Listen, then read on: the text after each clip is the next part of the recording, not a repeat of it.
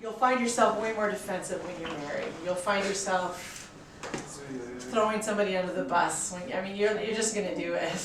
So these are way more important to remember when you're in those vulnerable relationships. Okay, now, when this comes to it, so the best we can do is limit these, all right? We're not gonna probably get rid of them totally, but what we wanna do is limit them and just become aware of them so we can correct it when we've done it. So let's say you are quick to judge, or you're quick to send a solution, just say, oh, you know what, sorry, I take that back. Let's just talk a little bit more. So you can readjust it and you can change it even once you've used it, all right? Even if you get defensive, you can say, hey, sorry, I was a bit defensive there. I want to hear how this is impacting you. So you can turn it around even once you said it. But what do you do when somebody uses one of these on you? All right, so think of a situation where you've been in. I have avoided. Okay, and think of okay, so think of a conflict you've been in, or think of a bad communication that went wrong. It's okay because we're not going to use names or anything.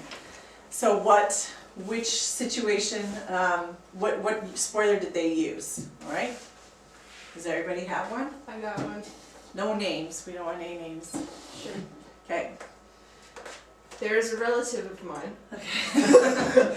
I'll just put it that way, who graciously will listen to me in all of my woes from time to time, but something has started to happen where they will send solutions to me before I'm done talking, and I get so mad. Like, it's a male relation of mine, and it's like, hello, I just want you to listen to me. I don't want you to send me solutions. I just want to process this out. Stop doing that. You don't even understand the whole thing yet. I get so frustrated. So I really have to check myself when I do that with other people. Yeah. Because it drives me nuts. It's like, you don't understand the problem. I actually am not looking for a solution. I just want to talk this out so I can find it on my own.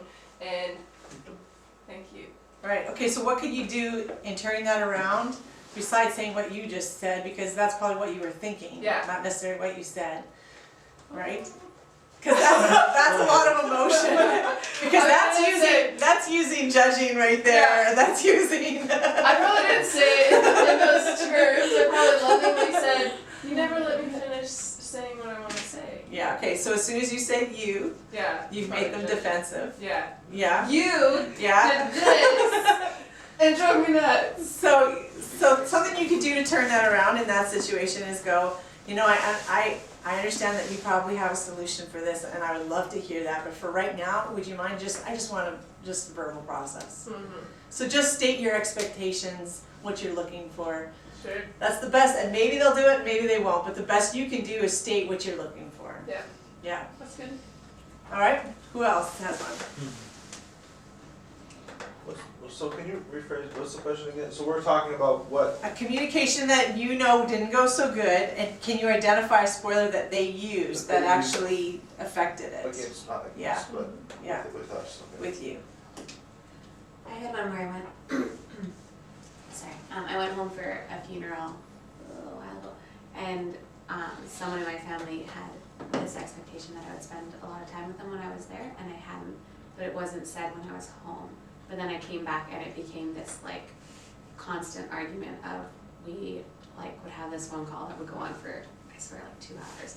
And it ended in, this is still not working, and so we just hung up. And then again the next day, and this constant fight was probably for a few days.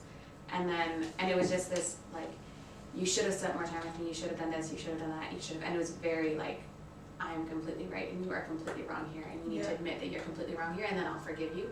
And to me, I was thinking, yeah, I was wrong, but not completely wrong. And so, but with this particular person, when we get into these huge screaming arguments, only person in the world that I can scream and argue with, what I've done in the past is, which I don't really know if it's actually helpful, but it works sometimes, is I ended up saying, why don't we both stop talking for a little while, and you look at, because we're looking at it, and I'm looking at, okay, well, now you're doing this and this wrong, and they're looking at me and saying you're doing this and this wrong. So I just said, can we go away and you can look at what you're doing wrong and I can look at what I'm doing wrong, and then we can talk again later. And we did, and then we were fine. But Yeah. I don't know if that's helpful. Yeah, I mean, it's always good to step away from something and come back. That's a good strategy when you're in a conflict so that the emotion can come down. But probably in that, when somebody's wanting to be right, they want to be heard. And they want to be validated for the emotion and the thoughts behind what they're doing. So for that one, the being right while making others wrong is going, hey, I understand that I hurt you by not spending enough time with you. And I am sorry I hurt you. That was not my intent. So if they feel heard and they feel validated in their emotions, then that diffuses it. Then you can kind of give your perspective. But while that emotion is running high, it's impossible for them to hear your perspective. So what you want to do is validate their thoughts, validate their opinions, validate the emotion behind it, so that they can hear you. All right? Any other one? Everybody can think of let's do one more.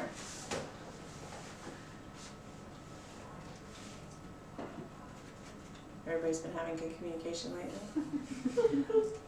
I just never thought of this before. What do you do with Yeah. the dominating tactic? Yeah. Dominating tactic is actually, I think, the hardest. Yeah. All right? And I usually try not to deal with it in the moment. Because that one, they're so emotional and they're doing it based out of fear. It's usually fear. It's self-preservation, right?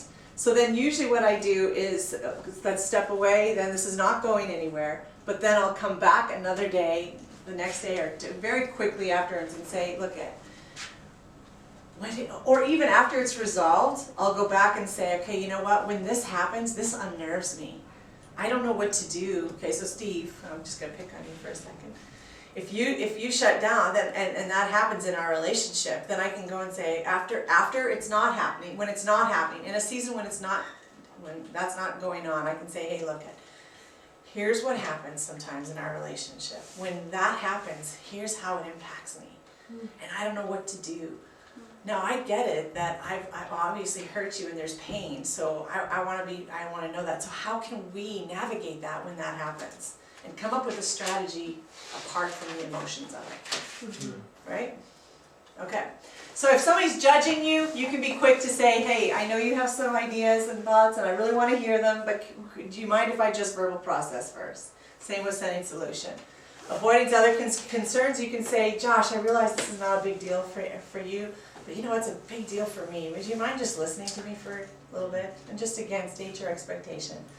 If somebody's defensive, you better, first of all, you want to ask yourself, did I make them defensive? All right, so what did I say that's making them defensive? Can I word it a different way so that I diffuse that defense? All right, so that's one thing you can do. The other thing is, you know what, I know you have your side of the story and I really want to hear it. But can I just share my side of the story first, and then I want to hear yours. We talked about that one. Justify no bad behavior with worse. This one's a hard one. Without calling it out. But if somebody says that to you, well, you did. Okay, well, if I didn't know that was a problem. If that's a problem, I really do want to talk about that. I want to hear about that. Can we talk about this first? And then I want to hear how I disappointed you over here. Or what I did over here. But keep those conversations separate. Okay? Talk about one, but then talk about the other. Okay? Have you done that? Does that work out? Oh, you heard it a lot, like in marriage. Oh, we do that all the time. Do you? Yeah. Makes sense. Yeah. Because if they're bringing it up, then obviously they didn't bring it up when they should have. Yeah. They've got a case again. And now now they've got a case, and now we probably need to talk about it. So, but what you want to do is keep them separate and not merge them. That's when it gets messy. Yeah. All right. But validate their thoughts, validate it so that they can set aside. We are going to talk about it. Okay. Yeah. So when somebody uses this, we can still, all we can do is take care of our end of it. We can't change somebody else's communication. We can't change their style. We can't change their tone. We can't change their spoiler. We can't change any of that. But what we can do is approach our tactic when we realize somebody does that. And if we have somebody in our life that uses one of these on a regular basis, we better come up with a strategy. Otherwise, we'll have a shallow relationship with them. And we won't get through. And we won't get all the way down to where we need to go. Okay? So let's take a break, and then we're going to come back and talk about listening